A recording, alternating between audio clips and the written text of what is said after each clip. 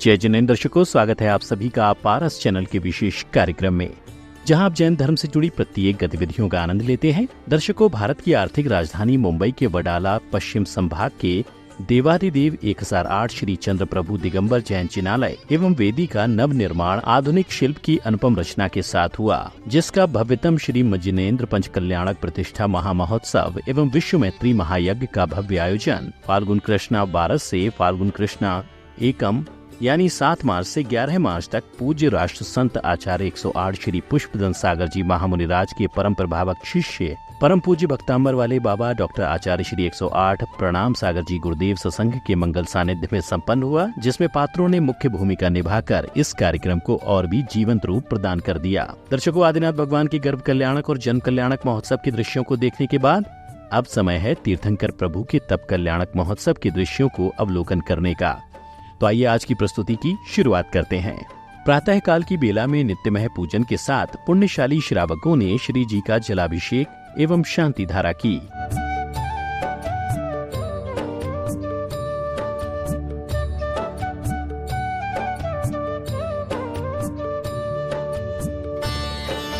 अभिषेक करने के पश्चात भक्तों ने विधान में अर्घ्य अर्पित किए।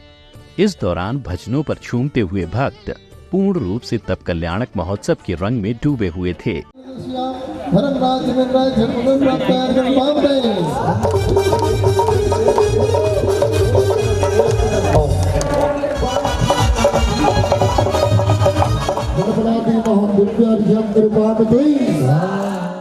अब आरंभ हुई प्रवचन सभा, जिसमें पूज्य गुरुदेव ने अपनी वाणी से समस्त श्रोताओं को जीवन का सार समझाया। आपको टटोल सकता हूँ, आपके दिल के अंदर भी घुस सकता हूँ और इस बात का दावा भी कर सकता हूँ कि जिस जैन कुल में आपका जन्म हुआ, आप किसी से कम नहीं, इसलिए कि आपने किसी का दिल दुखाया नहीं। जो लोग अहिंसा का पालन करते हैं, जिनकी आशा से, जिनकी छाया से हमारे रोग दूर होते हैं। महावीर बचपन में निकल रहे थे, एक बालक तड़प रहा था, एक माँ के आंसू बह रहे थे और वहाँ पे कोई सौ सा पड़ा हुआ था, जबकि मरा नहीं था वो। उनके जाते ही हवा के स्पर्श से सौ उठ गया, बालक के आंसू शांत हो गए, रुक गए। तब पता लगा कि बालक महावीर वहाँ से निकले हैं, उनकी हवाओं के स्पर्श ने ये सब कुछ किया है। उनका नाम ही हमारी जिंदगी के लिए बहुत कुछ है। भगवान आदिनाथ जैसे जैसे बड़े होते हैं, वैसे ही उनकी बाल किरणाएं भी बढ़ने लगती हैं, जो देखने में बड़ी ही मनमोहक लगती हैं। ऐसी ही भगवान की अटखेलियों को कार्यक्रम में दर्शाया गया। पकड़े गए, तो छुप जा, अरे आओ रे आओ मिलकर खेले हम सारे हम जोली, आदिनाथ के संग में खेले आंखें में चोली। कार्यक्रम को गति प्रदान करते हुए तप कल्याणक पूजन शुरू किया गया, जिसमें समाज के ऐसे महानुभावों को भी सम्मानित किया गया, जिनके अथक योगदान से जैन समाज का परचम सदैव ही बुलंदियों को छूता है। और अंदर से जो 16 प्रकार के हरि पुष्पांजलि चुके हैं, बोले अयोध्या के युवराज आदिनाथ की जय हो, बोले अयोध्या के युवराज आदिनाथ की जय हो, बोले अयोध्या के युवराज आदिनाथ की जय हो।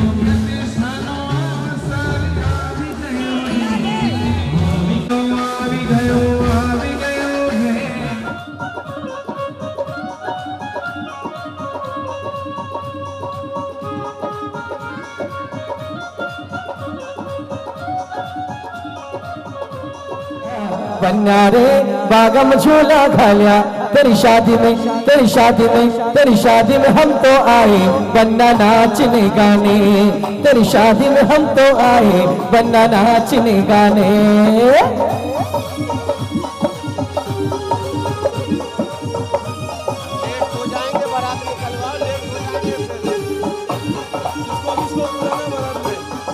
बैंड वाले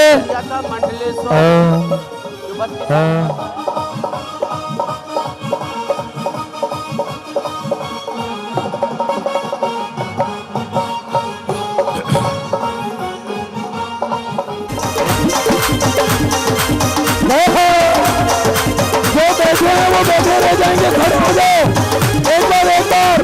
अरे आदिनाथ के दरबार में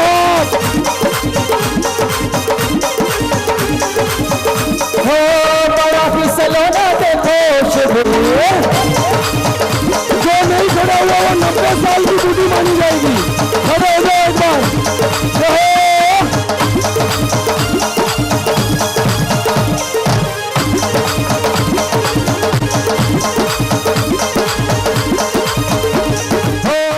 जिसके बाद राज दरबार सजाया गया, जिसमें आदिनाथ के जीवन काल से जुड़ी अनेक कथाओं का नाट्य मंचन किया गया।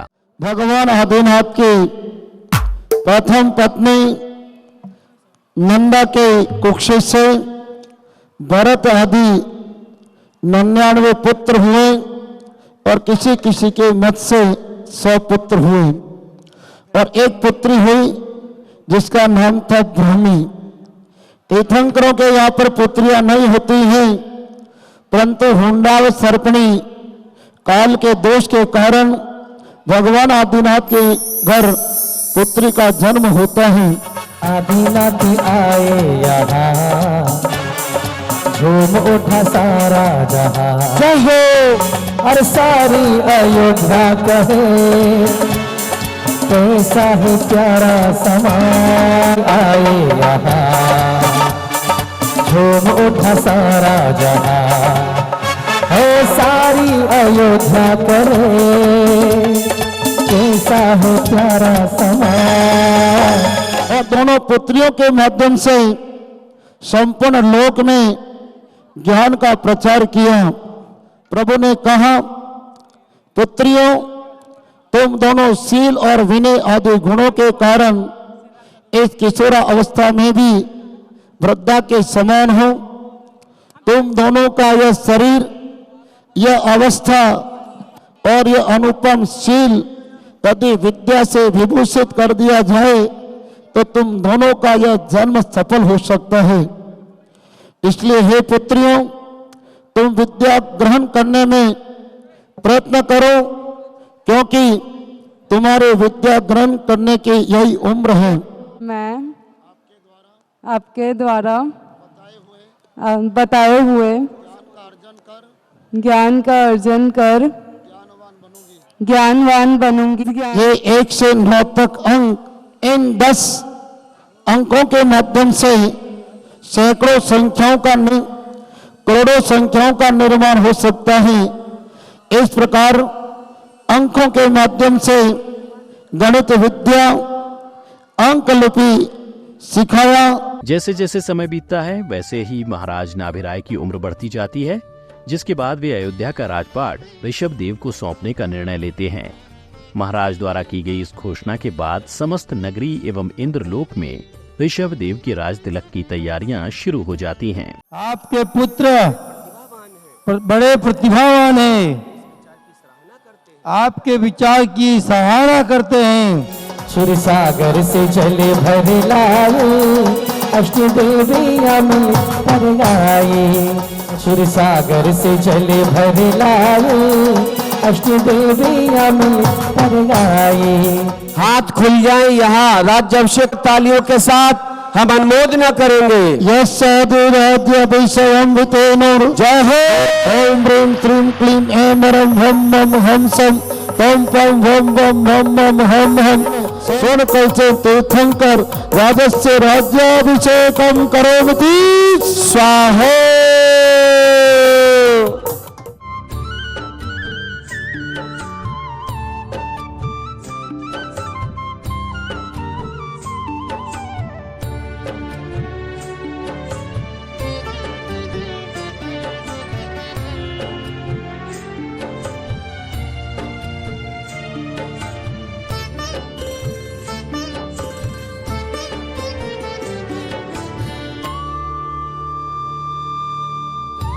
कई वर्षों तक राजपाट चलाने के बाद एक दिन महाराज आदिनाथ को नीलांजना का नृत्य देखकर वैरागी की प्राप्ति हुई। तब उन्हें यह ज्ञात हुआ कि यह संसार तो मात्र मोह का जंजाल है। तब उन्होंने सभी सांसारिक बंधनों को छोड़कर कठिन तप करने का मन बना लिया।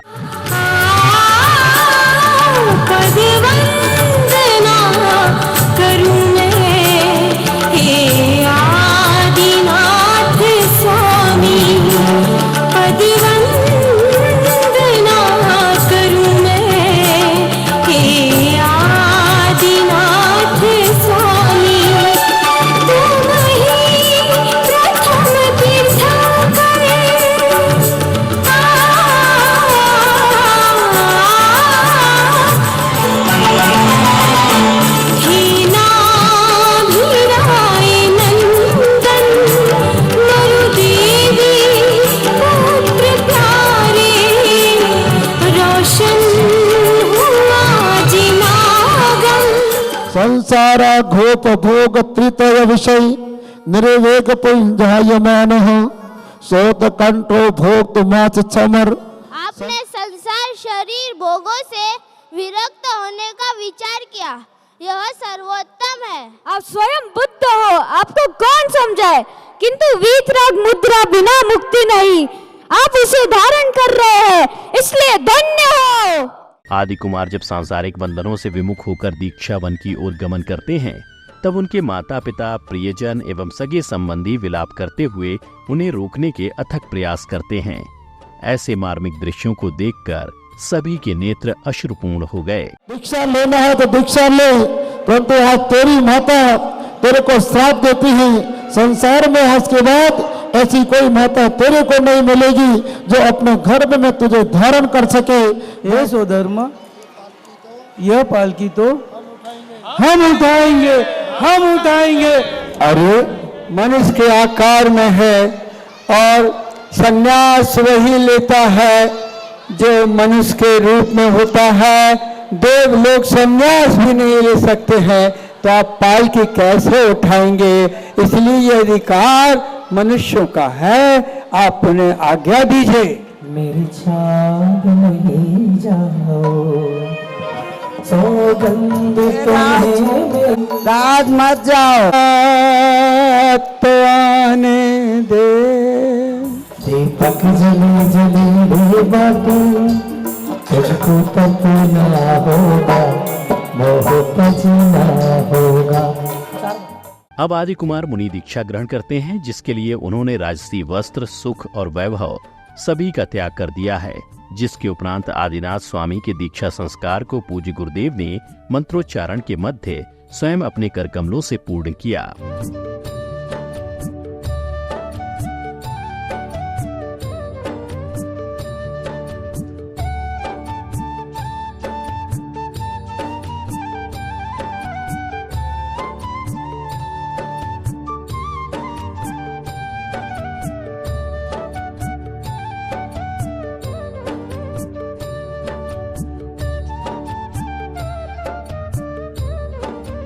महोत्सव की अगली कड़ी में सांस्कृतिक प्रस्तुतियों का आयोजन हुआ, जिसमें बालिकाओं एवं वडाला लाडियां के ग्रुप ने मनमोहक घूमर प्रस्तुत कर दर्शकों को मंत्रमुग्ध कर दिया।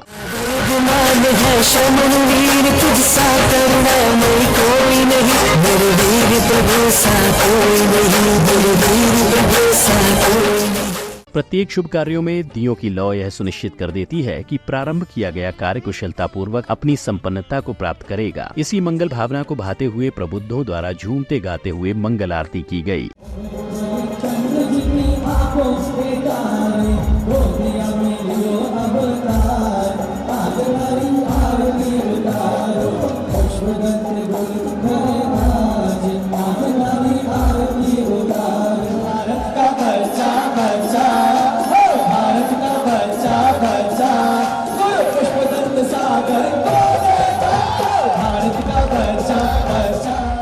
जब अवसर हो प्रभु भक्ति का, तो भला ऐसे में भक्ति गीतों का बजना तो स्वाभाविक ही है। इस महोत्सव की शोभा को चौगुना करने के लिए मंच पर जब भजन सम्राट रूपेश जैन आए, तब मानो संपूर्ण सभागार श्रद्धा और आस्था की गंगा में डूब चुका था। हर एक जैन को जिससे सच्चा प्यार है, हर एक जैन को जिससे सच्चा प्यार है, वो न नमोकार है, नमोकार है। 84 लाख मंत्रों का जो सरदार है, जिस पर ही टिका जिन शासन का आधार है। जहाँ धर्म और अहिंसा जीव दया घुट्टी में पिलाया जाता है, करना सिखाया जाता है। चींटी के भी प्राणों की रक्षा करना सिखाया जाता है। जिनवर से असीम कृषि मिली, हमें विद्या शिल्प व्यापार मिला। मुझे जैनी कुल परिवार मिला, कोई पिछले जन्म के अच्छे कर्म मुझे जैनी कुल। गाँव सद लगा के विद्याधर को प्रणाम, आचार्य गुरुवर विद्यासागर को प्रणाम, प्रणाम। आए चंद्र पद्म आदिश्वर, बन गया भव्य त्रिमूर्ति मंदिर। वडाला का ये पंच कल्याणक बेमिसाल हो गया, कमाल हो गया जी, कमाल हो गया, कमाल हो गया जी, कमाल हो गया, कमाल हो गया जी, कमाल हो गया, कमाल हो गया जी, कमाल हो गया। रूपेश जैन के मधुर भजनों का जादू कुछ ऐसा चला कि सभी श्रद्धालु मदहोश हो गए। सभी अपने जीवन की परेशानियों एवं तनाव को छोड़कर पूरे मन से भगवान की भक्ति में रमे हुए थे। प्रभु श्वेत पद्म संगमरमर में ढले मनोरम, मंदिर का मालिक फिर लक्ष्मणा का लाल हो गया, कमाल हो गया जी, कमाल हो गया, कमाल हो गया जी। दर्शकों, आप देख रहे थे देश की आर्थिक राजधानी मुंबई के वडाला पश्चिम में आयोजित हुए श्रीमद जिनेन्द्र पंच कल्याणक प्रतिष्ठा महामहोत्सव एवं विश्व शांति महायज्ञ की अनुपम झलकियां, जिसका आयोजन 7 मार्च से 11 मार्च तक संपन्न हुआ, जिसमें आज आपने तीर्थंकर प्रभु के तप कल्याणक महोत्सव के दृश्यों का आनंद लिया। तो दर्शकों, आज की इस प्रस्तुति में इतना ही। पुनः मिलेंगे आपसे इसी महोत्सव की अन्य प्रस्तुति के साथ। तब तक के लिए आप बने रहिए हमारे साथ। जय जिनेन्द्र।